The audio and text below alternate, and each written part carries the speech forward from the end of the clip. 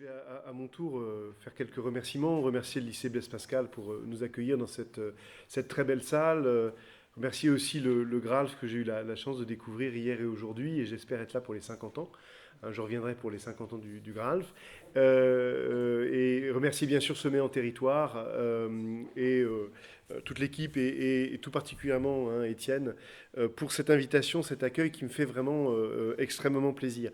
Un dernier petit mot pour dire qu'initialement nous devions être deux, puisque mon collègue, camarade, ami Yann Potin devait m'accompagner pour cette conférence. Yann Potin est archiviste, paléographe, chargé de recherche documentaire aux Archives nationales, médiéviste aussi, de formation. Bon, pour des raisons familiales, en fait, il n'a pas pu se joindre à nous.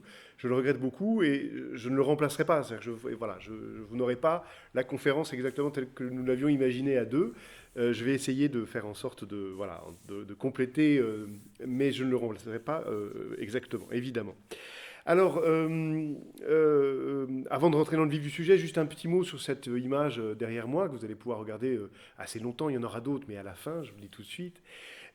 C'est toujours compliqué de choisir une image pour symboliser, hein, symboliser une conférence, pour l'accompagner. Cette image, c'est une map monde, hein, c'est-à-dire une carte du monde dans la tradition hein, du Moyen-Âge occidental qui composait de ces représentations du monde qui ne sont pas des représentations à proprement parler géographiques, même s'il y a une géographie, mais d'abord et avant tout une représentation symbolique du monde. Je vous donne quelques indices et vous avez ensuite toute la durée de la conférence pour essayer de vous repérer et de retrouver Amber sur la carte. Quelques indices. Jérusalem est au centre, bien évidemment. L'Est est tout en haut de la carte, où se trouve d'ailleurs la tête du Christ, car comme vous le voyez, sur cette map monde, cette représentation du monde, le monde tient dans les bras hein, du Christ. On voit ses mains de part et d'autre, hein, à droite et à gauche de la map monde. Donc à partir de là, essayez de vous y retrouver. Je vous aide un peu. L'Afrique est à droite, l'Europe en bas, l'Asie en haut. Mais voilà, vous avez maintenant quelques dizaines de minutes pour essayer de vous y retrouver davantage. À quoi sert le Moyen Âge? Évidemment, une question comme ça, elle est un peu provocatrice. Et j'espère que vous êtes entré dans cet amphithéâtre en vous disant que vous n'aurez pas la réponse hein, à la question. Je ne prétends pas apporter la réponse, ou en tout cas pas une réponse, peut-être des propositions, surtout des questions que je vais ajouter au fond à cette question. Je pense que vous allez repartir avec plus de questions que de réponses. Et si c'est le cas, j'en serais très heureux parce que je pense que c'est d'abord à ça que doit servir l'histoire, c'est nous amener à nous poser des questions et non pas nous fournir des réponses toutes prêtes. Ce ne sont jamais les meilleures, bien évidemment. Donc à quoi sert le Moyen-Âge? Moi-même, j'en suis pas tout à fait sûr. Voilà, je vais m'avancer dans cette réflexion avec vous et vous suggérer un certain nombre de pistes de réflexion. Alors, Étienne a eu la gentillesse de me présenter. Je vais continuer un tout petit peu, non pas pour parler de moi, mais pour parler de mon métier et de ma profession. Alors, si on me demandait mon métier, je répondrais sans doute historien, parce qu'effectivement, c'est ce à quoi je me suis formé, hein, à réfléchir au passé des sociétés et à la façon dont ce passé est parvenu jusqu'à nous. Hein. L'histoire, c'est pas seulement se pencher sur ce qui s'est passé, mais c'est se pencher sur comment ce que l'on sait du passé est venu jusqu'à nous. Et puis ma profession, elle est un petit peu plus précise que ça. Elle est médiéviste, justement, spécialiste du Moyen-Âge. Comment se fait-il qu'on puisse faire profession hein, du Moyen-Âge? Alors, effectivement, ça demande quelques mots peut-être d'explication. L'histoire s'est constituée comme une discipline savante, comme une discipline scientifique. Elle s'est progressivement dégagée, notamment de la littérature hein, et de la morale. Cette professionnalisation de l'histoire, elle s'opère essentiellement au cours de la seconde moitié du XIXe siècle, et elle s'est accompagnée d'une spécialisation aussi hein, des historiens et des historiennes, tout simplement parce que, comme dans n'importe quelle discipline scientifique, on ne peut pas être spécialiste de tout. Il est important d'avoir une approche généraliste et être capable de s'intéresser à tout, mais on ne peut pas être spécialiste de tout. Et cette spécialisation hein, des historiens et des historiennes professionnelles, elle passe par une spécialisation par période historique. Et on va évidemment parler de période, de périodisation, de découpage du temps, de découpage de l'histoire. Tout simplement parce que le métier d'enseignant-chercheur, moi je suis professeur à l'université d'Aix-Marseille, ce métier il est organisé précisément sur une découpe du temps. C'est-à-dire que on est enseignant-chercheur en histoire de l'Antiquité ou en histoire du Moyen-Âge ou en histoire des temps modernes ou en histoire contemporaine. Et on doit donc inscrire son travail à la fois de chercheur et d'enseignant dans une période. Alors ça peut être un carcan qu'on peut avoir envie de faire sauter pour explorer justement eh bien des choses qui se passent, mettons par exemple, à cheval sur l'Antiquité et le Moyen-Âge. Ça peut être aussi, et j'espère pouvoir vous le montrer, des formes de liberté, en particulier pour le Moyen-Âge. Alors pourquoi le Moyen-Âge et pourquoi, par exemple, moi je me suis intéressé au Moyen-Âge, et encore une fois, c'est pas de moi que je veux parler, mais évidemment ici du Moyen-Âge. Je dirais que je ne sais pas si ça vous fait cet effet-là, le Moyen-Âge, mais moi ça me faisait l'effet, quand je faisais mes études, un peu un double effet. C'est une période qui a une très grande puissance évocatrice, en raison sans doute de sa durée, on va y revenir, une grande puissance imaginative, il y a tout un imaginaire médiéval, j'y reviendrai également, et en même temps, c'est une période qui dégage une certaine pression d'austérité. Austérité qui tient peut-être à l'histoire du Moyen Âge et aux sociétés du Moyen Âge, austérité qui tient sans doute peut-être d'abord et avant tout à eh bien, la discipline, la méthode qu'il faut maîtriser pour pouvoir travailler sur l'histoire du Moyen Âge. C'est disons, c'est une partie de l'histoire à laquelle on a accès à condition de se plier à une discipline scientifique assez rigoureuse pour pouvoir lire les textes du Moyen Âge, pour pouvoir les lire, les déchiffrer, les comprendre, les transcrire, ensuite éventuellement les traduire, les travailler, etc. Et donc, voilà, moi, le Moyen-Âge avait un peu cet effet-là, à la fois de m'impressionner et évidemment aussi un peu, même beaucoup, de me fasciner. Je dirais que de manière plus décisive, surtout, et je crois que c'est ça qui, pour moi, constitue la force de conviction, d'attraction du Moyen-Âge, c'est que le Moyen-Âge a laissé des traces extrêmement profondes dans nos vies, dans nos sociétés, dans nos paysages, on y reviendra aussi. C'est une période qui a laissé des traces qui sont profondes, qui ont imprégné durablement et profondément, encore une fois, aussi bien nos sociétés que nos paysages. Et en même temps, ces traces, beaucoup plus profondément, par exemple, que l'Antiquité, dont les traces sont très largement estompées, effacées, plus difficiles à apercevoir, qui sont beaucoup plus érodées par le temps. Le temps érode, évidemment, les traces du passé. Donc des traces profondes, mais des traces très éparses, des traces très incomplètes, au fond. Il ne nous reste du Moyen-Âge qu'une partie du tableau. Et moi, je sais que c'est une chose qui m'a d'emblée intéressé. C'est qu'au fond, on ne saura jamais tout du Moyen-Âge. On ne peut pas tout savoir du Moyen-Âge. On n'en sait que des éléments incomplets. Comme d'une histoire dont on n'aurait que des fragments, un peu plus que des fragments, mais en tout cas, on n'a pas toute l'histoire. On a le début, on a peut-être la fin, il manque une partie de l'intrigue. Et au fond, le travail des historiens, des historiennes du Moyen-Âge, c'est d'essayer non pas de reconstituer ce qui manque dans le tableau ou dans l'intrigue, mais essayer quand même de raccorder, de rabouter ces éléments du passé épars que le Moyen-Âge nous a laissés. Et au fond, dans ce caractère épars, ce caractère fragmentaire du passé médiéval, il y a une très grande liberté. Et du point de vue du métier d'historien, il me semble qu'il y a une plus grande liberté à travailler sur ces périodes-là que, par exemple, sur la période contemporaine, où on a évidemment une masse de traces archivistiques, documentaires, iconographiques, à quoi peuvent s'ajouter évidemment aussi les témoignages oraux, la mémoire des individus, des familles. Bref, une masse qui est beaucoup plus difficile à maîtriser et à aborder, et qui laisse sans doute beaucoup moins de liberté au travail d'enquête. Le Moyen-Âge, précisément parce qu'il ne nous est parvenu que par morceaux, est un très grand espace de liberté intellectuelle, et je vais essayer aussi de vous en convaincre ce soir. Alors rentrons un peu plus peut-être maintenant dans le vif du sujet, et avant de se demander à quoi sert le Moyen-Âge, peut-être faut-il commencer par se demander ce que c'est donc que le Moyen-Âge. Qu'est-ce que c'est que le Moyen-Âge? Et une définition savante ou scientifique ou académique du Moyen-Âge est-elle disponible? Est-elle possible? Est-ce qu'on peut, là, en quelques minutes, voir ensemble et déterminer ensemble ce que c'est que le Moyen-Âge? Alors le Moyen-Âge, bien sûr, vous l'avez compris, vous le saviez, c'est d'abord une découpe du temps, hein, c'est un morceau de temps. Et au fond, ce principe de découper le temps, de découper l'histoire de l'humanité en phases, en périodes, c'est une vieille habitude. Il y a des traditions très anciennes hein, de découpage du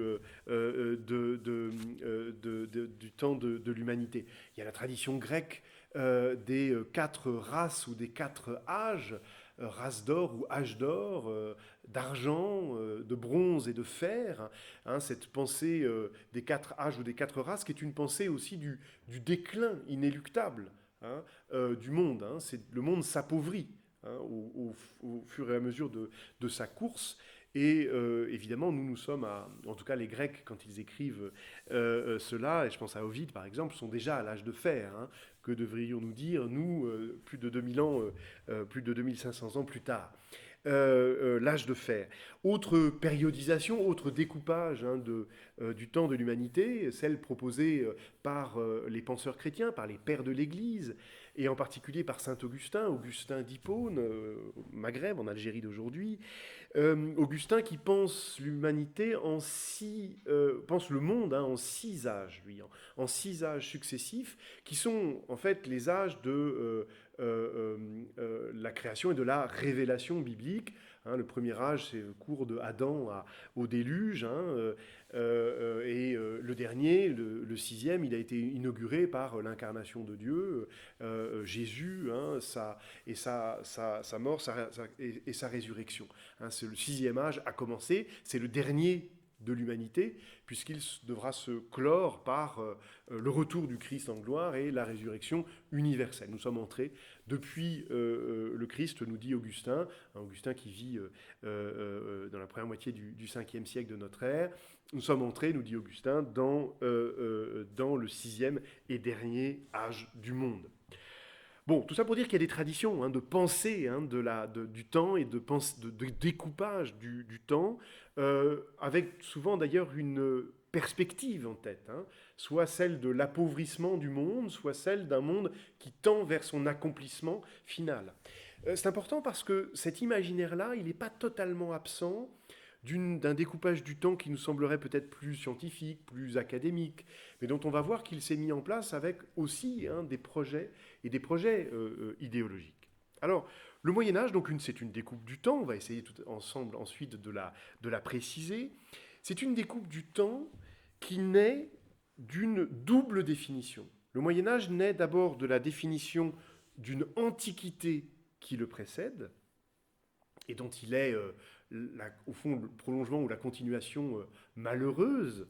Donc il procède de la définition d'une antiquité qui le précède, et il naît également de la définition d'une renaissance qui lui succède, et qui vise à restaurer cette antiquité perdue.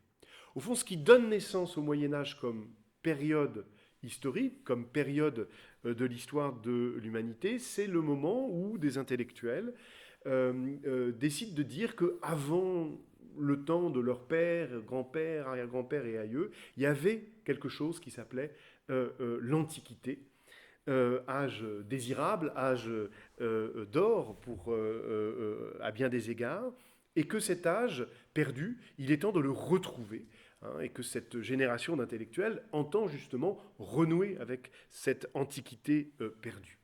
Alors, le moment où ça se fait, où ça se pense, cette idée-là, nous sommes à Florence, aussi à Avignon d'ailleurs, parce que l'homme qui porte ça et le milieu qui porte ça a pu se déplacer entre l'Italie et la cour des papes à Avignon. L'homme en question, c'est Pétrarque. Hein, Pétrarque, poète,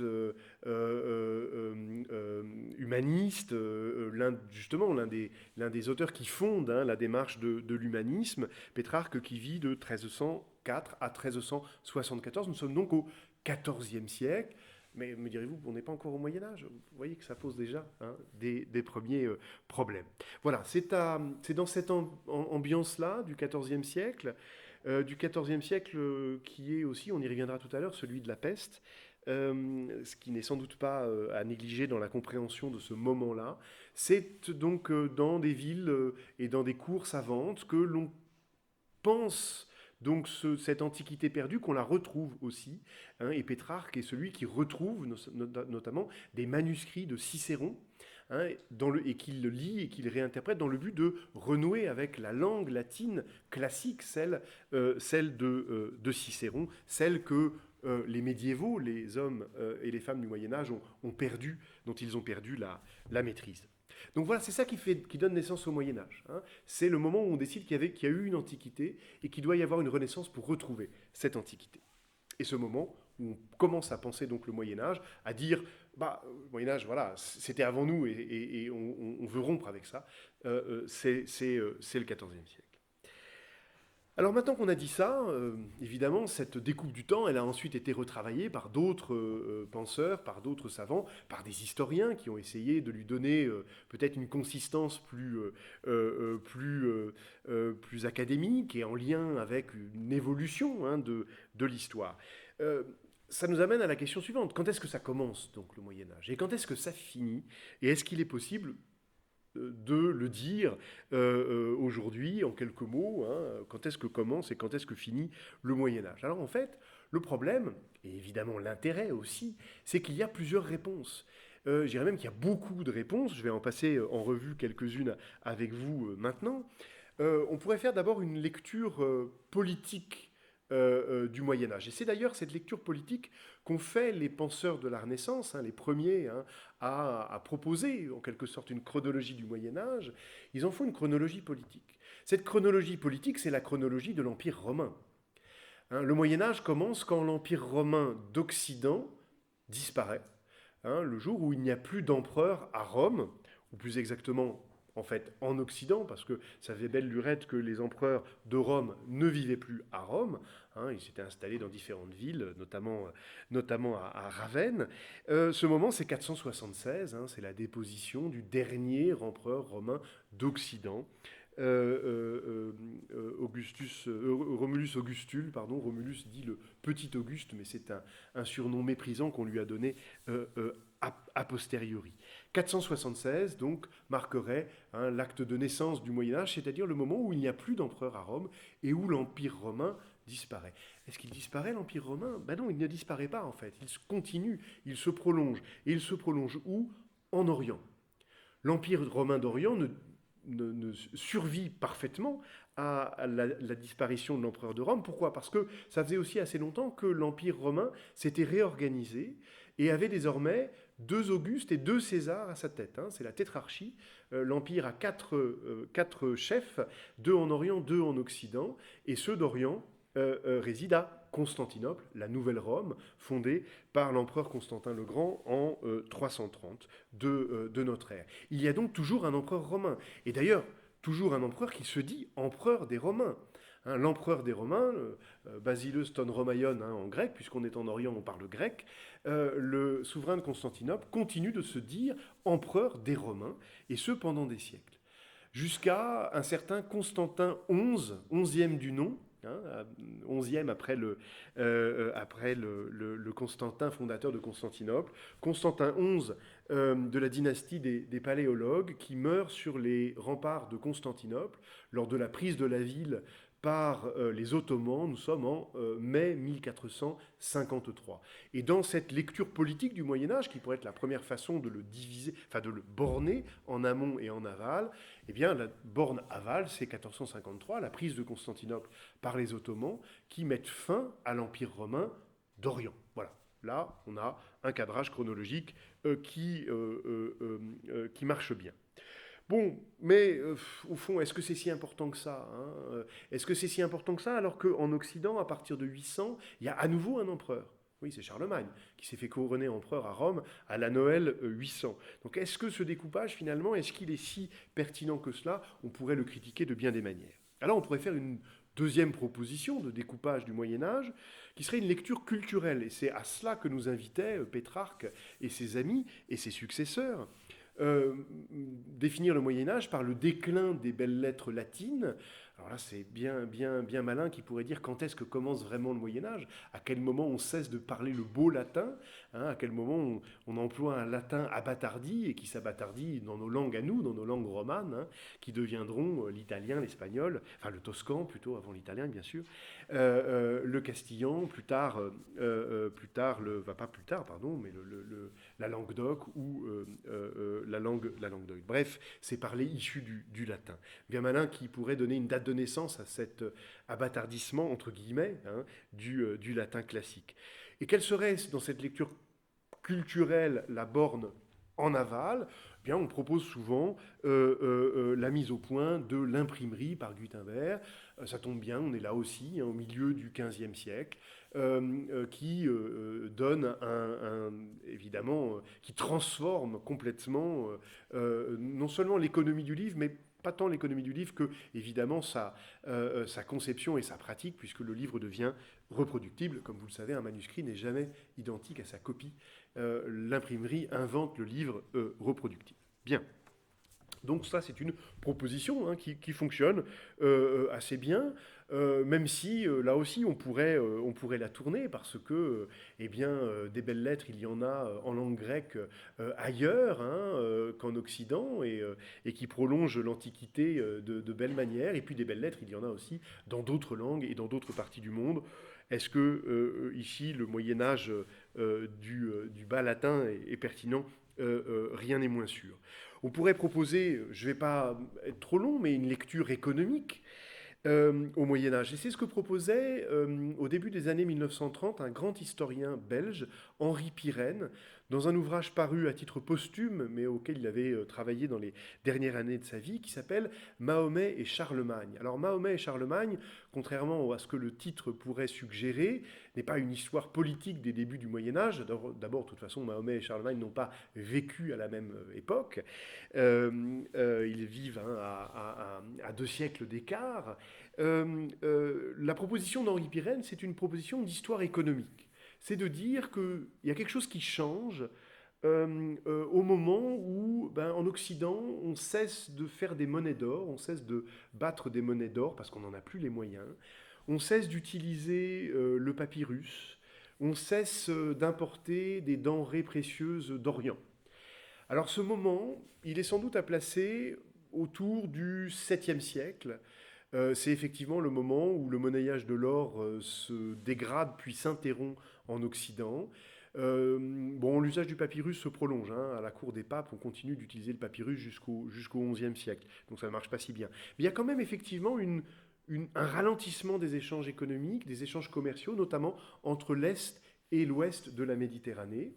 Et Pirenne propose d'y voir une conséquence des grandes conquêtes arabes qui ont lieu précisément au cours du 7e siècle et qui donnent naissance à l'Empire islamique, gigantesque empire sur lequel je reviendrai un petit peu plus loin. C'est une proposition intéressante, même si peut-être là aussi il faudra la revisiter, je le ferai un petit peu tout à l'heure. Et si l'on adopte cette lecture économique qui voit donc quelque chose se passer au 7e siècle, ce que dit Pirenne est très intéressant. Il dit au fond, c'est la bascule entre une économie de l'Occident qui est tournée vers la Méditerranée, qui cesse d'être tournée vers la Méditerranée, et qui progressivement bascule vers l'Europe du Nord-Ouest. Le centre de gravité économique de l'Europe bascule vers le Nord-Ouest, bascule entre la Loire et le Rhin, alors qu'elle était davantage tournée avant vers la Méditerranée. Et ça, c'est une proposition intellectuelle extrêmement féconde. Alors, si on adopte cette lecture économique, quand est-ce que les choses changent? Eh bien, on pourrait proposer 1492. Évidemment, la traversée de l'Atlantique par Christophe Colomb, non pas la découverte de l'Amérique, parce qu'il arrive dans les Caraïbes, il ne touche pas le continent américain, il ne touchera le continent américain que quelques années plus tard, Évidemment, hein, cette navigation transocéanique bouleverse l'économie mondiale, va avoir des conséquences majeures, mais peut-être pas tout de suite. Peut-être que 1498 ferait une meilleure date. 1498, c'est quand les marins portugais de Vasco de Gama passent le cap de Bonne-Espérance et entrent dans l'océan Indien. Et ça va avoir des conséquences économiques beaucoup plus rapides en Europe, parce que les Portugais, en quelques années, s'imposent dans le commerce, enfin s'imposent, disons, se font une place dans le commerce de l'océan Indien, et notamment dans le commerce des épices, qui jusque-là passaient par le Proche-Orient. Hein.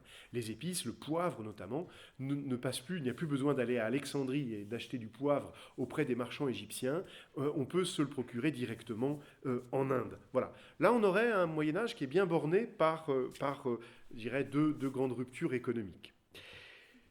Quatrième lecture que je vous propose, et je ne m'étends pas plus, mais pour vous dire qu'il y en a d'autres, des lectures possibles. Celle-ci, elle pourrait être environnementale, un Moyen-Âge de l'environnement. Les historiens et les historiennes, depuis 15-20 ans, s'intéressent de plus en plus à l'histoire de l'environnement. Tiens donc, l'histoire, vous savez, c'est des questions qu'on pose depuis le présent. Hein. L'histoire, c'est toujours le passé qu'on regarde depuis maintenant. Et évidemment, ce n'est pas un hasard si on s'intéresse de plus en plus à l'histoire de l'environnement. Eh bien, du point de vue de l'histoire de l'environnement, il y a des choses qui se passent au 5e, 6e siècle de notre ère. Il y a en Europe occidentale une dégradation du climat qui devient beaucoup plus pluvieux. Il y a des grandes inondations, notamment en Italie du Nord, par exemple, hein, qui modifient la géographie de la plaine du Pô, qui n'est plus maîtrisée, hein, qui devient d'ailleurs en grande partie insalubre. Bref, il y a un climat qui se fait beaucoup plus pluvieux, beaucoup plus de précipitations, une dégradation donc, du climat, qui transforme l'agriculture hein, aussi, qui oblige à se tourner davantage vers l'élevage qu'on ne le faisait jusque-là dans les anciennes provinces de l'Empire romain. Et puis le VIe siècle, c'est la peste. C'est la peste dite de Justinien, non pas que le grand empereur de Constantinople, Justinien, y ait grand-chose à voir, mais c'est sous son règne qu'elle s'est répandue hein, et qu'elle a frappé le bassin méditerranéen et même plus loin, hein, jusque dans le cœur de la Gaule. Cette peste de Justinien, dont on ne sait pas grand-chose hein, de son impact, sinon qu'elle a effectivement hein, eu des conséquences sans doute très importantes sur le peuplement, et qu'elle est sans doute aussi hein, un des facteurs d'accélération du déclin démographique de l'Occident romain, hein, à la suite déjà donc, de la dégradation du climat. Alors si on s'intéresse à l'histoire du climat, l'autre moment, c'est le XIVe siècle.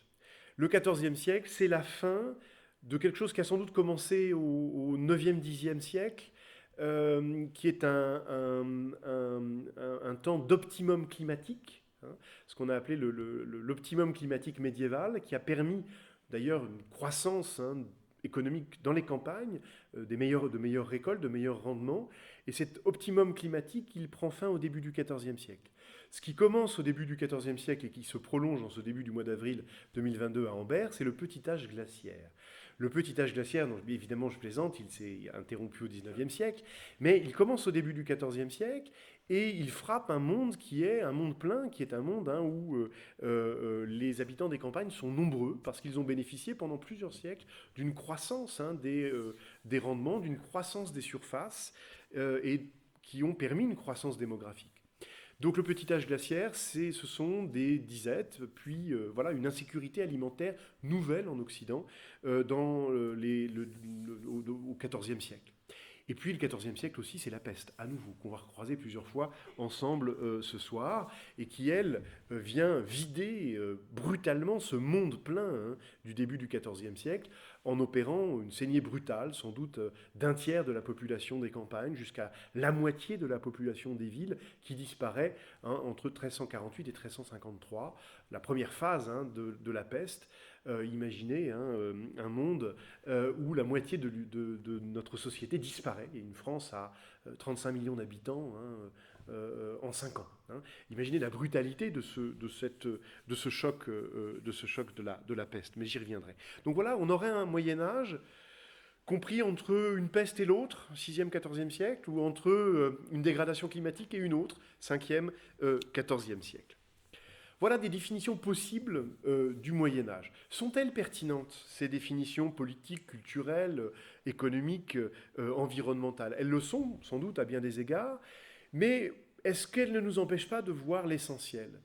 Alors, celui qui a sans doute été le plus grand médiéviste français de la seconde moitié du XXe siècle, alors si mes collègues d'Aix-en-Provence m'entendaient, ils ne seraient pas contents, parce que à Aix-en-Provence, la figure tutélaire, c'est Georges Duby. Bon, alors c'est pas de lui dont je vais vous parler maintenant, mais de Jacques Le Goff. Jacques Le Goff, qui, comme son nom ne l'indique pas, est né à Toulon, et non pas à Morlaix ou à Douarnenez. Jacques Le Goff, natif de Toulon, il a fait son lycée à Marseille, d'ailleurs, au lycée Adolphe Thiers, à Marseille. Et Jacques Le Goff, grand médiéviste, né en 1924 et disparu en 2014. Jacques Le Goff a fait une proposition assez provocatrice, ce qu'il a appelé le long Moyen-Âge. Pourquoi le long Moyen-Âge? Pour deux raisons, nous dit Jacques Le Goff. La première, c'est que la Renaissance, c'est une entourloupe. Enfin, je m'explique. La Renaissance, c'est pas ce qu'on croit. Qu'est-ce que nous dit Jacques Le Goff? La Renaissance, l'idée de Renaissance, c'est une idée qui est profondément médiévale. C'est une idée du Moyen-Âge. La Renaissance ne peut pas mettre un terme au Moyen-Âge parce que c'est le Moyen-Âge qui pense la Renaissance. C'est quoi la Renaissance? C'est l'idée qu'il faut revenir à l'origine, qu'il faut réformer le monde, qu'il faut réformer la société pour la ramener à ce qu'elle était initialement, à un état qui était meilleur. Et cette idée-là, elle est médiévale. Il y a une première renaissance au temps de Charlemagne. Il y a des savants qui, à la fin du 8e, début du 9e siècle, pensent un retour à la science des anciens, déjà, ce qu'on a appelé la renaissance carolingienne. Il y a d'autres renaissances au Moyen-Âge, de ces moments où on a cherché, par exemple, à travers la traduction, depuis la traduction arabe des philosophes grecs, traduction du grec à l'arabe puis de l'arabe au latin, à retrouver justement la pensée d'un Aristote, par exemple. Cette renaissance-là, il faut la placer au XIIe, XIIIe siècle, ce moment où on va traduire depuis l'arabe Aristote. Aristote, on le connaît maintenant par sa version arabe, on l'a traduit en latin, nouvelle renaissance, pour retrouver la pensée grecque. Donc le Moyen-Âge n'a pas cessé de tenter l'aventure de la Renaissance. Et Pétrarque n'est pas le premier, contrairement à ce qu'on a pu penser ensemble tout à l'heure, à Florence au XIVe siècle, à vouloir faire renaître l'Antiquité. Il y en a eu d'autres avant lui qui ont voulu le faire. Et qui donc encore le fait? Luther. Luther est tous les réformateurs. La religion que nous appelons protestante, elle ne s'appelle pas comme ça, elle s'appelle réformée. C'est la religion de la réforme, qui réforme le christianisme, qui veut retrouver le texte de la Bible dans sa langue d'origine, c'est-à-dire l'hébreu et le grec, en passant par-dessus la traduction latine, celle de Saint Jérôme. Donc vous voyez, des renaissances, il n'y a pas cessé d'y en avoir, nous dit Jacques Le Goff. C'est une idée profondément médiévale et elle continue encore en plein XVIe siècle avec la réforme protestante. Alors il faut donc changer d'idée et penser autrement le Moyen-Âge. Qu'est-ce que nous dit Jacques Le Goff? Pour lui, le Moyen-Âge, c'est un long Moyen-Âge. C'est un Moyen-Âge des structures socio-économiques. C'est le Moyen-Âge de la domination féodale. Et ce Moyen-Âge-là, celui qui veut que la terre, ou plutôt les droits sur la terre sont exercés par un petit groupe social qu'on va appeler noblesse, eh bien ce Moyen-Âge-là, celui de la domination de la terre par le groupe nobiliaire, c'est un Moyen-Âge qui se met en place à partir du Xe siècle et qui survit à toutes sortes de crises, qui se maintient bec et ongle jusqu'à la nuit du 4 août 1789, jusqu'à l'abolition des privilèges. Donc le long Moyen-Âge de Le Goff, il va au fond jusqu'à la fin, jusqu'à la Révolution française, jusqu'à l'abolition des privilèges, jusqu'à la refonte de la propriété foncière, et surtout, évidemment, l'industrialisation qui bouleverse la maîtrise des moyens de production. C'est une lecture aussi qui est évidemment ici un peu inspirée par la pensée marxiste. Donc voilà la proposition de Jacques Le Goff, un long Moyen-Âge qui au fond ne se serait interrompu qu'au XIXe siècle avec l'industrialisation, avec l'exode rural, avec la croissance des villes. C'est une proposition. Bon, vous voyez le Moyen-Âge, beaucoup de propositions, plusieurs définitions possibles, mais des définitions, nous l'avons vu jusqu'à présent, qui ne concernent que l'histoire européenne. On voit bien que le Moyen-Âge comme période, comme découpe du temps, comme chrononyme, c'est-à-dire comme nom de période, comme chrononyme. C'est un chrononyme qui a été pensé pour penser l'histoire de l'Occident, pour penser l'histoire de l'Europe occidentale. Et puisqu'on est ensemble ici pour déranger peut-être un peu ces façons de penser et pour se demander à quoi peut bien servir le Moyen-Âge, eh bien je vous propose dans un deuxième temps, dans un troisième temps, un peu plus court, rassurez-vous, d'explorer le Moyen-Âge d'une autre manière. C'est-à-dire de nous demander si précisément le Moyen-Âge ne peut pas nous servir à faire l'histoire du monde, comme cette map-monde d'Ebsdorf se proposait de représenter le monde. Alors, peut-on penser le monde au Moyen-Âge? Est-ce que ça a du sens de penser le monde au Moyen-Âge? Il y a plusieurs façons de le faire. Il y a eu une première façon qui a été longtemps pratiquée, qui consistait à essayer de prendre l'état du monde à plusieurs moments. L'état du monde en 500, l'état du monde vers l'an 1000, l'état du monde vers 1500.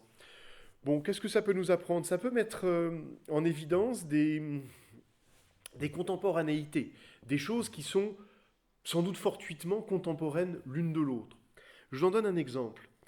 Nous sommes à peu près autour de l'an 1000. Nous sommes dans un monde qui devient de plus en plus... qui devient de moins en moins sûr. Un monde où l'autorité du souverain devient de plus en plus théorique, lointaine, où le souverain, quel que soit son nom, a du mal à s'imposer pour de bon dans son royaume. Nous sommes dans un monde où les seigneurs de la terre s'entourent d'un petit groupe de guerriers professionnels de la guerre, des hommes qui passent la belle saison à guerroyer, dont c'est le métier, hein, et qui vivent du travail des paysans. Où est-ce qu'on est? Eh bien, on est au Japon, tiens. On est dans le Japon des samouraïs. C'est ça, ça nous fait penser bien sûr, nous, hein, à notre Europe féodale, à nous, à nos châteaux forts, à ce que les historiens ont pu appeler l'enchâtellement, hein, l'incastellamento, le fait de rassembler la population des villages sous le château, à la fois pour la protéger, dit-on, oui, enfin, surtout pour la contrôler, la taxer, bien sûr. Hein. On rassemble c'est la naissance du village. Hein. Le village est une invention de la féodalité, hein, de ce regroupement en partie forcé des populations, à peu près au moment de l'an 1000. Hein. Bon, c'est la naissance du village en Occident, la naissance du cimetière aussi, au même moment. Bon, ben voilà, il se passe des choses un peu comparables au Japon. C'est fortuit, bien évidemment, simplement sans doute que les mêmes causes ont produit des effets assez similaires, et il y a quelque chose d'assez vertigineux, effectivement, à observer ces deux sociétés qui se ressemblent, hein, ces deux sociétés féodales se mettre en place. Bon, une fois qu'on a dit ça, on peut difficilement aller plus loin, parce que si on va dans d'autres régions du monde, on aura d'autres tableaux, d'autres situations qui n'ont absolument rien à voir. Néanmoins, c'est une invitation, cette comparaison entre les samouraïs et les chevaliers, c'est une invitation à sortir de notre Moyen-Âge et d'aller parcourir le monde au Moyen-Âge, et d'aller voir justement le monde et d'essayer de voir comment il fonctionne. Est-ce qu'il fonctionne à l'image de la proposition de cette map monde, c'est-à-dire d'un monde chrétien tourné vers le retour du Christ et dont Jérusalem serait le centre?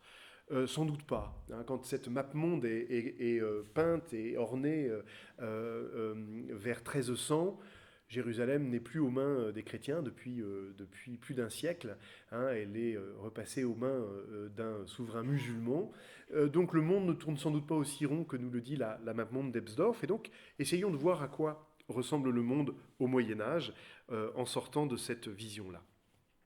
Alors, pour ça, on peut revenir à la proposition d'Henri Pirenne. Vous savez, c'est celui qui, dans Mahomet et Charlemagne, disait « Les conquêtes arabes, elles ont changé le monde méditerranéen en interrompant les relations commerciales entre l'Est et l'Ouest du bassin méditerranéen, et au fond, en poussant l'Europe à se réorienter vers le Nord-Ouest. » Alors oui, c'est une proposition intéressante, mais il faut la réviser, nous dit notamment Maurice Lombard, qui est un grand historien qui a travaillé dans les années 1950-1960. Je n'ai pas repris ces dates exactes de Maurice Lombard, qui est mort prématurément, et comme d'ailleurs Henri Pirenne, ses ouvrages, pour l'essentiel, sont posthumes, notamment un petit ouvrage absolument brillant qui s'appelle « L'islam dans sa première grandeur », qui sort, je crois, en 1965, quelque chose comme ça, qui est régulièrement réédité, qui se lit aussi très bien. Qu'est-ce que nous dit Maurice Lombard, relisant Henri Pirenne et le prolongeant à sa façon? C'est qu'effectivement, il s'est passé quelque chose de décisif du point de vue économique avec les conquêtes arabes des 7e et 8e siècles, mais ce n'est pas seulement le ralentissement ou l'interruption provisoire des échanges en Méditerranée, c'est une réorganisation complète de l'économie mondiale autour de l'Empire islamique. Alors attendez, vous allez me dire mondial. Oui, bah mondial, le monde du Moyen Âge, c'est-à-dire le monde sans les Amériques, qui ne sont pas connectés au reste du monde. On va les laisser à part. Le monde sans l'Océanie, qui n'est pas non plus connecté avec le reste du monde. Mais le reste du monde, c'est quand même le continent eurasiatique et le continent africain, au moins en partie, qui s'est connecté au continent eurasiatique. Ce Moyen-Âge connecté, il est connecté autour de quoi? Autour de l'économie monde islamique, autour de ce monde islamique qui va tout de même de l'Espagne à l'Asie centrale, du Maroc à la vallée de l'Indus et plus tard à l'Inde du Nord, qui va de la Sicile au Sahel, de Palerme à Gao. C'est pas de Calais à Tamanrasset, de Dunkerque à Tamanrasset, c'est de Palerme à Gao. Bon, voilà, c'est ce monde-là. Et ce monde-là, c'est un monde riche, c'est un monde de villes importantes, alors qu'en Occident, elle décline les villes à partir des 5e, 6e siècles. C'est un monde avec des villes puissantes. C'est un monde où le commerce au très long cours, le commerce à très longue distance, se réorganise justement autour de ces très grandes villes, Bagdad, Le Caire, Marrakech, pour prendre 3 fondations médiévales. C'est des villes qui sont créées au Moyen-Âge, ces 3 villes-là, et d'autres encore. Donc un monde qui, commercialement au moins, tourne autour de cette très grande économie monde islamique qui s'étire des rives de l'Atlantique à l'Inde du Nord. Les marchandises circulent, les savoirs circulent d'ouest en est, d'est en ouest, plutôt d'ailleurs de cette manière-là, de manière longitudinale.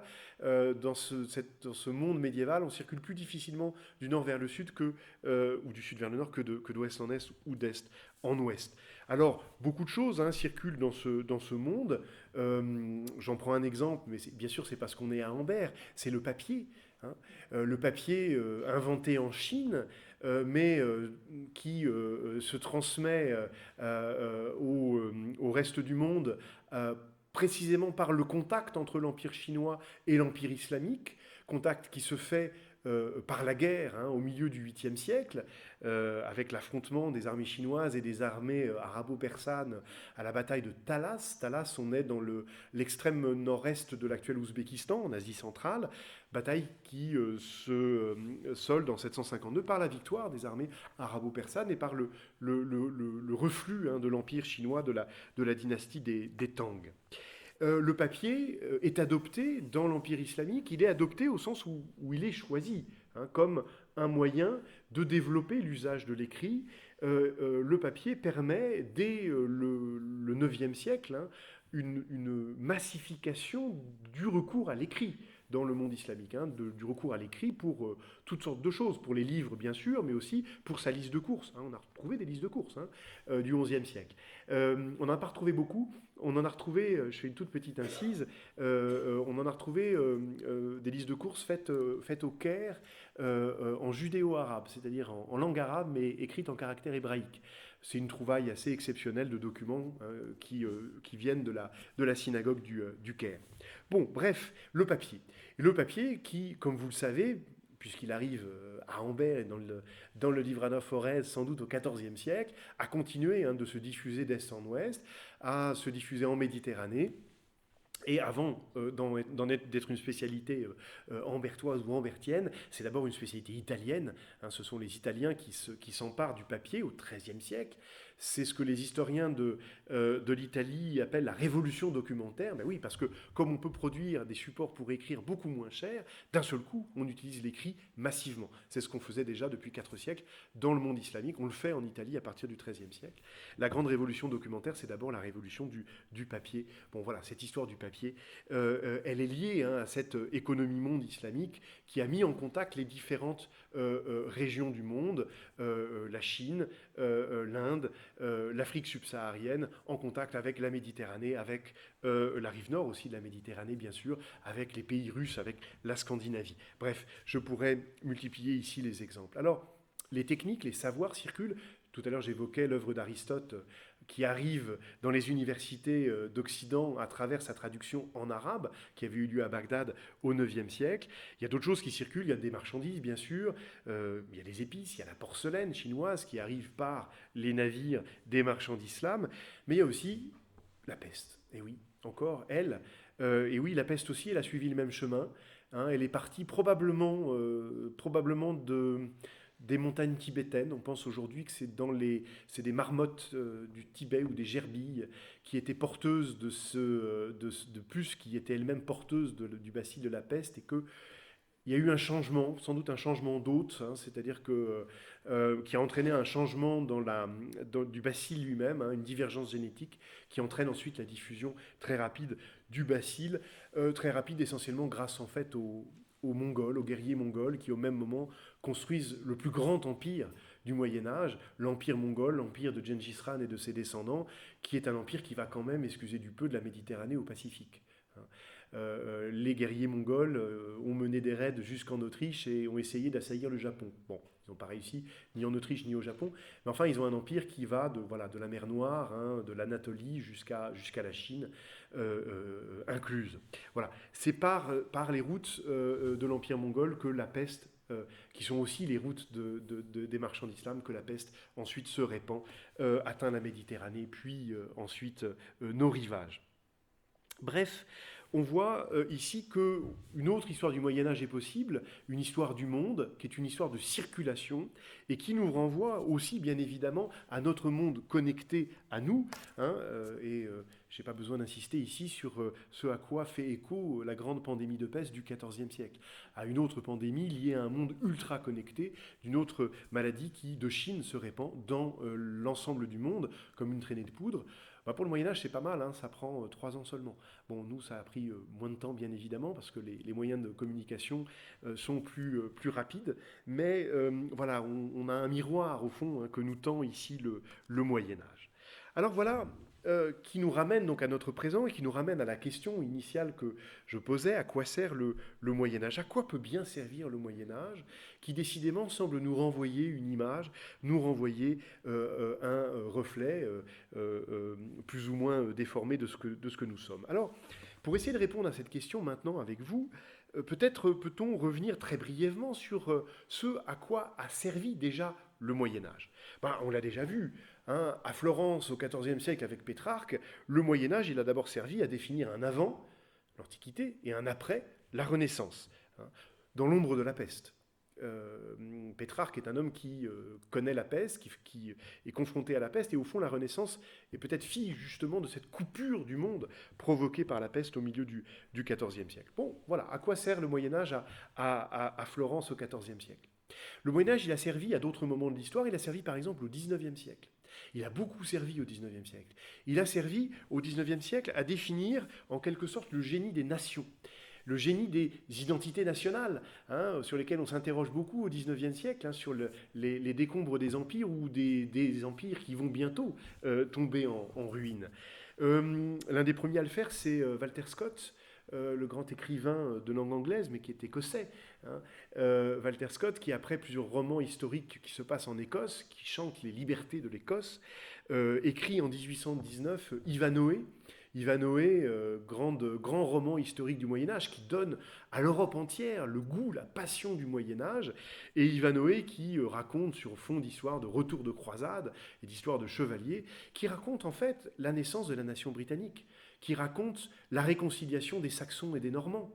Et écrire ça en 1819, c'est au fond proposer un acte de naissance, un début à l'histoire de la nation britannique.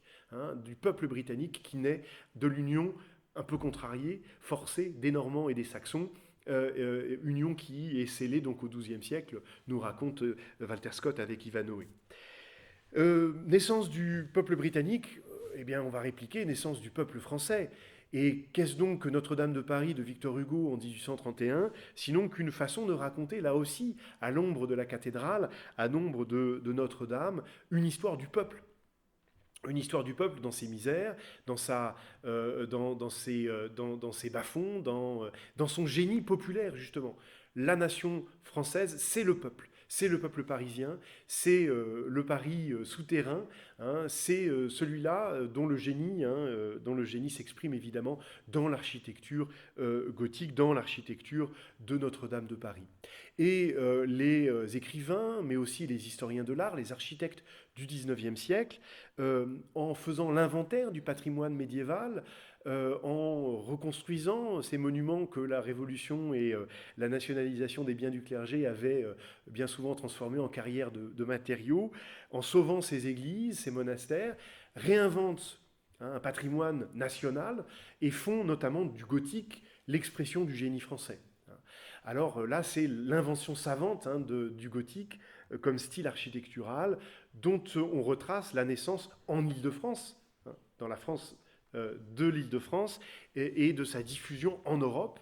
Le gothique est l'expression d'un génie français, mais qui s'exporte, qui s'européanise, au moment aussi, nous sommes au XIIe siècle, où naissance du gothique, au moment où aussi la langue française s'européanise à travers la littérature, à travers notamment les romans de chevalerie. Vous voyez, le XIXe siècle a rêvé le Moyen-Âge comme enfance des nations, comme un moyen d'explorer le génie des nations. Alors à quoi peut bien nous servir maintenant, nous, aujourd'hui, en 2022, en ce petit âge glaciaire d'aujourd'hui, à quoi peut nous servir le Moyen-Âge? À quoi sert-il déjà? Le Moyen-Âge, on l'a sous nos yeux dans bien des usages. On voit bien, la réponse est un peu de l'ordre de l'évidence, que le Moyen-Âge sert un peu à deux choses différentes et deux choses qui sont d'ailleurs tout à fait opposées. Le Moyen-Âge est un formidable repoussoir, et c'est aussi une formidable source d'inspiration. Alors, le Moyen-Âge repoussoir, je n'ai pas besoin de vous faire la liste, voilà, âge de violence, guerre, d'insécurité alimentaire, de famine, de décadence des savoirs, de malpropreté, de maladie. Voilà, le Moyen-Âge, au fond, c'est tout ce que nous ne voulons plus être, et qu'on était peut-être il n'y a pas si longtemps que ça. C'était pas le Moyen-Âge, mais c'était cette dureté des temps à laquelle nous avons sans doute échappé depuis les années 1950. Cette dureté des temps, dureté du frimas, des frimas, du climat, dureté des incertitudes sur ce que l'on mangera. Bref, c'est pas le Moyen Âge, c'est plus proche que ça.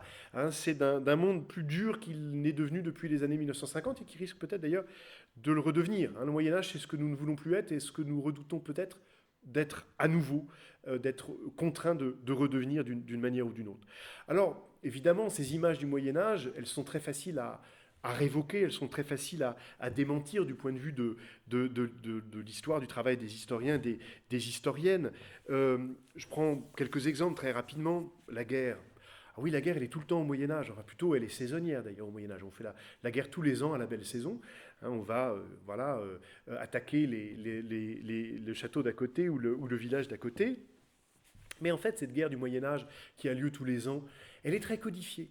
Elle est très codifiée, elle est beaucoup moins meurtrière que la guerre moderne. Que la guerre moderne qui s'invente dans la modernité du XVIIe siècle, de la guerre où l'on commence à viser l'extermination de l'armée de l'adversaire. Ce que les guerres du XVIIIe siècle, et notamment les guerres révolutionnaires et impériales, vont systématiser, de cette guerre où l'on cherche à détruire intégralement l'armée de l'adversaire. Au Moyen-Âge, ce n'est pas le cas. La guerre, on l'a fait pour faire des rançons, pour capturer l'adversaire, pour en tirer bénéfice, pour lui prendre ses terres, piller les récoltes de ses paysans et demander rançon à sa famille. Donc voilà, c'est une guerre qui est sans doute beaucoup plus présente chaque année, mais qui est beaucoup moins violente, beaucoup moins meurtrière que ne l'est devenue la guerre sans doute à partir des XVIIe et XVIIIe siècles. On pourrait prenons quelque chose de très médiéval et de très effrayant, l'Inquisition. ça nous fait frémir évidemment l'Inquisition, d'autant qu'elle a servi à aller chasser la dissidence dans les esprits, ce que les prélats appelaient, les hommes d'église appelaient l'hérésie, hein, qu'on allait chasser par des enquêtes. Mais précisément notre justice d'aujourd'hui, elle date de ça, non pas par ces méthodes d'interrogation, mais par le principe même de l'enquête. Hein. La justice inquisitoriale, la justice d'enquête, le juge d'instruction, il enquête. Et c'est quelque chose qui naît au Moyen-Âge, cette justice d'enquête, où c'est celui qui accuse qui doit fournir la preuve. Et ce n'est pas celui qui se défend de fournir la preuve. Hein. Donc voilà, là typiquement on a quelque chose qui s'invente au Moyen-Âge, qui nous semble terriblement moyenâgeux, et quand on dit moyenâgeux c'est bien dans ce sens de sombre et de violent, mais qui au fond aussi est un héritage dont notre modernité judiciaire s'est inspirée. Bon voilà comment on peut révoquer ces clichés du Moyen-Âge. J'en révoque un dernier parce qu'il est à nouveau à la mode, la sorcière. Les sorcières et ces sorcières que l'on a affreusement brûlées. Ah oui, c'est une page d'histoire qui a eu lieu, bien évidemment, mais elle n'a rien à voir avec le Moyen-Âge. Les sorcières, commence à les brûler en Occident à la fin du XVe siècle, et on les brûle au XVIe siècle. C'est plus le Moyen-Âge, c'est le moment de l'État moderne. On les brûle précisément parce que l'autorité royale veut chasser la dissidence. Ça n'est pas le Moyen-Âge qui brûle les sorcières, c'est l'État moderne. C'est l'État royal moderne qui cherche à chasser et à éliminer toute forme de dissidence, et notamment la dissidence qu'incarnent ces femmes savantes des campagnes qui étaient les sorcières. Donc voilà, la sorcière, elle n'est pas médiévale. La sorcière, telle qu'on la construit comme image et qu'on la brûle, elle est malheureusement moderne. Bon voilà, ce Moyen-Âge sombre de clichés, on peut facilement le révoquer. Et le Moyen-Âge, on le voit aussi, c'est à l'inverse une formidable source d'inspiration, un formidable imaginaire, c'est un trésor d'imaginaire qui fait depuis quelques années son grand retour dans la culture populaire. Enfin, son grand retour, en fait, il ne l'a sans doute jamais vraiment quitté, la culture populaire. Pensez aux séries télévisées, bien sûr, alors récentes, on peut penser à Game of Thrones ou à Camelot, mais au fond, Thierry Lafronde, pour ceux qui avaient la télévision dans les années 70 et qui la regardaient, c'était mon cas, voilà, c'était déjà une série télé qui faisait du Moyen-Âge une source d'inspiration. Donc le Moyen-Âge, c'est une formidable source d'inspiration. Ce sont des figures héroïques, ce sont des légendes qui n'ont pas cessé, de nous inspirer, qui inspirent la littérature, le cinéma, la poésie. C'est tout un vieux fond d'imaginaire dont au fond on n'a jamais été complètement coupé et qui continue de nous inspirer et de nous renvoyer toujours un reflet de nous-mêmes. Au fond, c'est ce miroir que nous tend le Moyen-Âge à nous-mêmes, qui nous renvoie un reflet plus ou moins dérangeant, reflet qui peut être aussi comique ou dérangeant, mais qui est toujours un reflet de nous-mêmes. Alors voilà qui, évidemment, je ne vais pas ici, c'est pas mon métier d'interroger ce Moyen-Âge ce Moyen-Âge pop, ce Moyen-Âge de la culture populaire, du cinéma, etc. C'est à d'autres de le faire, dont c'est vraiment le métier. En revanche, ça renvoie évidemment à la question de savoir à quoi sert le Moyen-Âge des historiens et des historiennes. À quoi sert de s'interroger, comme on a pu le faire hier et aujourd'hui au Gralf, sur le Moyen-Âge d'Ambert. À quoi ça sert de travailler sur les traces du Moyen-Âge à Ambert et dans son environnement, ou dans des terres plus lointaines, comme moi je peux le faire au Caire, à Jérusalem ou en Éthiopie. À quoi ça sert ce travail-là ? Et à quoi peut bien nous servir le Moyen-Âge des historiennes et des historiens ? Alors, il peut nous servir à trois choses différentes. Je fais trois propositions. Trois parce qu'il faut toujours qu'il y en ait trois. Donc, je me suis gratté la tête pour en trouver trois. Mais bon, j'en ai trouvé trois. Alors, la première, je vais essayer de ne pas être trop long. La première proposition, c'est que le Moyen-Âge, il peut nous servir aujourd'hui à mettre à distance des choses qui nous semblent évidentes, qui nous semblent familières. Donc, à les rendre un peu étrangères, ou en tout cas étranges. Il va nous servir à ça, à rendre étranges les choses qui nous semblent familières. Je prends un exemple, la nation par exemple, le territoire national. Il suffit de se déplacer 1000 ans en arrière pour se rendre compte que la France en l'an 1000, c'est pas la France, hein, c'est tout autre chose. C'est un ensemble de territoires qui relèvent de souverains différents, qui relèvent de langues différentes, d'intérêts divergents, qui ne regardent pas dans la même direction.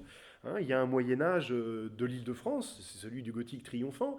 Il y a un Moyen-Âge du Midi de la France, hein, c'est le Moyen-Âge de Languedoc, celui des troubadours. Bon, voilà, il y a des Moyen-Âges français en quelque sorte. Hein. Donc voilà, le Moyen-Âge peut nous servir par exemple à questionner l'appartenance collective à la nation ou à l'idée même d'une identité nationale. Peut-être de manière un peu plus gaie que l'identité nationale, le Moyen-Âge peut nous amener à repenser la démocratie. Alors la démocratie, on pense toujours Athènes, les Grecs, la démocratie. Vous pensez d'une démocratie, hein, c'est une démocratie où ni les métèques ni les esclaves, qui sont majoritaires, ne participent au pouvoir du peuple. Hein. Le peuple, c'est voilà, les citoyens sans les autres, hein, c'est-à-dire ni les esclaves ni les métèques, c'est-à-dire les étrangers. Dans le vocabulaire de la démocratie athénienne.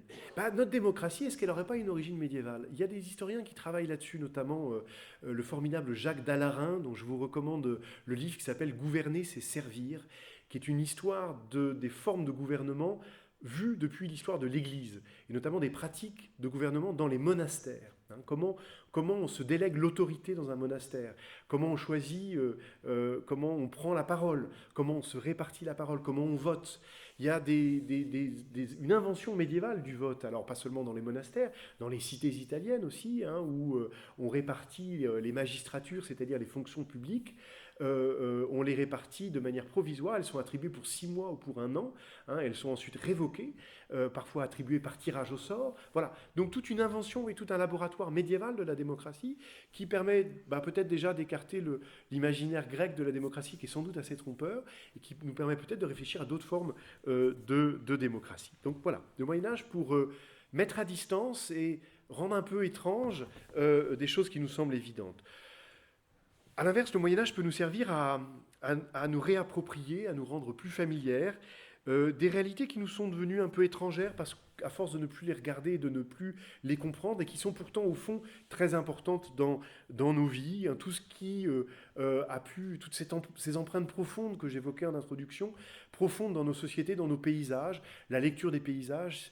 Si on veut comprendre nos paysages, il faut remonter bien sûr au Moyen-Âge, même si les paysages ont beaucoup changé depuis les années 50 et la mécanisation de l'agriculture. Néanmoins, ils gardent encore la trace hein, dans le tracé des chemins ou des parcelles de ce long Moyen-Âge paysan. Hein. Mais le nom des choses, le nom des gens, la façon de nous nommer, de nous donner un prénom et un nom de famille, ces choses-là, on l'oublie, mais en fait, elles remontent au Moyen-Âge. Voilà, le Moyen-Âge peut nous servir aussi à nous réapproprier ce que nous sommes, la façon dont nous nommons les choses, dont nous nommons les gens, dont nous nommons le paysage aussi, bien sûr, hein, la toponymie et ce qui nous entoure. Troisième proposition, le Moyen-Âge, c'est une façon de retrouver le sens du temps long. De la longue durée. Oui, c'est 1000 ans d'histoire, vous pensez, hein, ça permet de voir venir. Repenser le temps long, à quoi ça sert? Alors, à sortir sans doute du temps immédiat, du temps très court, hein, que nous dicte une actualité qui change à la minute, qui change ou au moins toutes les heures, mais peut-être plus fondamentalement aussi, sortir de ce que François Hartog appelle le présentisme, c'est-à-dire cette incapacité à se projeter dans l'avenir. On a perdu cette capacité de se projeter dans l'avenir. C'est d'ailleurs pour ça qu'on a tendance à se tourner de manière nostalgique vers le passé, faute d'être capable de penser notre avenir collectif. Eh bien peut-être que penser la longue durée, ça peut nous aider à sortir de ce carcan du présent et à essayer de penser sur un temps long les transformations du monde. Ce que nous enseigne le Moyen-Âge, c'est que le monde se transforme très lentement. Et qu'au fond, les transformations importantes, les contemporains qui les vivent ne peuvent pas les comprendre. Parce qu'elle les enjambe, parce qu'elle les dépasse. Et c'est aussi ce qu'on appelle parfois la ruse de l'histoire ou les ruses de l'histoire. Les vraies transformations, enfin les vraies, celles qui vont compter, celles qui nous traversent aujourd'hui, on a la plus grande difficulté à les comprendre. Par contre, dans 100 ou 200 ans, voilà, il y aura des historiennes, des historiens, je l'espère, pour essayer de les comprendre. Ils les comprendront beaucoup mieux que nous. Hein, voilà. Le temps long, il peut nous aider à penser ça, à penser des transformations de longue durée et à sortir peut-être de ce carcan du présent ou du présentisme. Voilà mes 3 propositions. Vous voyez que ce sont des propositions avec des points d'interrogation au bout. Je voudrais juste pour conclure très vite et juste pour vous inviter aussi à réfléchir avec moi à quel est votre Moyen-Âge, vous proposez mon Moyen-Âge à moi en 3 images. Je vais très vite, mais c'est aussi pour vous dire que le Moyen-Âge, c'est un imaginaire, y compris le Moyen-Âge des historiens et des historiennes, c'est un imaginaire fait d'images, justement. 3 images. La première, c'est celle-là, vous la connaissez peut-être, c'est le tympan qui orne, la magnifique tympan du début du XIIe siècle, qui orne l'abbaye Sainte-Foy de Conques, et qui raconte évidemment une histoire, mais qui est celle que nous racontait déjà Augustin, hein, c'est-à-dire l'histoire du retour du Christ en gloire, de la parousie du Christ qui va revenir pour juger hein, lors de la résurrection universelle et juger entre ceux qui seront sauvés et ceux qui seront damnés. Bon, ce tympan, moi, ça avait été une découverte extraordinaire quand j'étais étudiant, absolument fascinante, et en particulier, bien évidemment, hein, la destinée des damnés qui rentrent dans la gueule de l'enfer, hein, qui sont poussés par le démon et sa grosse massue dans la gueule de l'enfer, qui est une bête, hein, qui les avale, et l'enfer où Satan triomphe, trône, et où les démons viennent torturer les damnés en fonction de ce par quoi ils ont péché. Hein, voilà, vous avez par exemple juste au-dessus comment dirais-je de la pente, hein, au-dessus du démon, vous avez à gauche un démon qui arrache la langue d'un ménestrel. Hein. Donc voilà les poètes et troubadours hein, qui seront damnés, dont on va briser l'instrument de musique et arracher la langue. Voilà, vous en avez d'autres qui le glouton évidemment, hein, à qui on fait, ou c'est l'avare à qui on fait avaler des pièces d'or. Bref, voilà, on est puni par là où on a péché. C'est tout un imaginaire aussi de désordre. Moi, ce que je trouve extraordinaire avec le tympan de Conques, c'est que c'est un Moyen-Âge ordonné et totalement désordonné. Hein, c'est un Moyen-Âge de désordre et d'un imaginaire absolument extraordinaire, au fond, absolument fantastique. C'est d'une extraordinaire poésie hein, dans le désordre de l'enfer. Le Moyen-Âge à moi, c'est celui-là aussi. Alors, on a une étoffe de soie, une soierie qu'on appelle le suaire de Saint-Josse. Pourquoi ? Parce que elle servait, cette étoffe de soie, à préserver, depuis sans doute 1135, les reliques de Saint-Josse. Dans l'abbaye de Saint-Josse, on est dans le Pas-de-Calais. On a donc utilisé ce tissu de soie pour préserver les ossements du saint depuis un transfert de reliques en 1135. Mais qu'est-ce qu'il y a sur ce tissu? On a 2 éléphants affrontés, on a des chameaux à 2 bosses sur le côté, hein, des chameaux de Bactriane. Qu'est-ce donc que ça? Ah, on va le retourner. Et voilà qu'on a une inscription en arabe qui nous explique que cette magnifique soierie, elle a été brodée en Iran oriental, ce qu'on appelait autrefois le Khorasan, donc on est en Iran oriental, pour un chef de guerre, un émir turc, qui s'appelle Bourtakin, hein, et donc qui est ici, voilà, à qui on rend hommage et gloire au caïd, hein, vous voyez, le mot caïd, il vient de l'arabe, c'est le chef de guerre, gloire au caïd Abou Mansour Bourtakin. Voilà ce que nous dit cette frise en langue arabe. Et comment un tissu, une étoffe de soie brodée pour un chef de guerre turc se retrouve à entourer les reliques de Saint-Josse dans le Pas-de-Calais. Ben voilà, c'est ça le Moyen-Âge, c'est ça moi mon Moyen-Âge, c'est des objets qui circulent, probablement par les croisades. On pense que c'est Étienne de Blois, futur roi d'Angleterre, qui en 1134 a offert ce tissu qu'il aurait récupéré au Proche-Orient. On ne sait pas très bien au fond hein, comment il est arrivé là, mais c'est ce Moyen-Âge merveilleux des objets qui circulent. Une dernière image de mon Moyen-Âge à moi, c'est celui-là. C'est un morceau d'architecture. On est à Sijil Massa, dans le sud du Maroc. Sijil Massa, c'est un port caravanier. C'était là d'où partaient et d'où revenaient les caravanes qui, en 2 mois, traversaient le Sahara jusqu'à Takrou, jusqu'à la vallée du Sénégal, jusqu'à Ghana. Cette cité de l'or, ce grand port caravanier de Sijil Massa, qui est abandonné sans doute à la fin du XIVe siècle. Le rempart date du XIVe siècle, hein, il est ruiné ensuite. Et symbole de cet abandon de la ville, de la ruine de la ville et de la mémoire, ou plutôt de l'oubli de cette ville. C'est ce tombeau d'un saint qui est venu se coller au rempart, on ne sait pas très bien quand d'ailleurs, hein, cette coupe-bas, c'est un mausolée d'un saint soufi, d'un saint musulman, qui est venu se coller là, comme une façon de refermer la porte, de refermer l'histoire d'une cité ruinée, d'une cité abandonnée. Voilà, ça c'est mon Moyen-Âge à moi, et puis ben, moi j'aimerais bien savoir quel est votre Moyen-Âge à vous. Merci beaucoup.